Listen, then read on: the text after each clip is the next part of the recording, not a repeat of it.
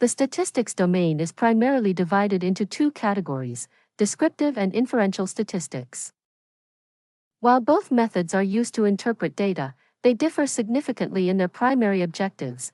For instance, descriptive statistics focus on organizing, summarizing, and visualizing the sample, whereas inferential statistics aim to make generalizations about a larger population using sample data.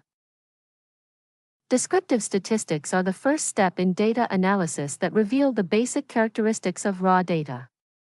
These methods include measures of central tendency, such as mean, median, and mode, measures of variability, such as range, variance, and interquartile range, and measures of distributional shape, such as skewness and kurtosis, along with the data visualization techniques such as histograms, box plots, and scatter plots.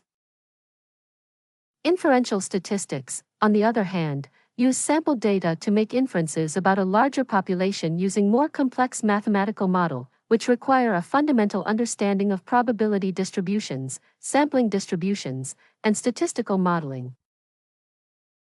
These methods include hypothesis testing such as t-test, z-test, and chi-square test, which determines the statistical significance of an observed result, as well as confidence intervals, which estimate the range of values within which a population parameter is likely to fall.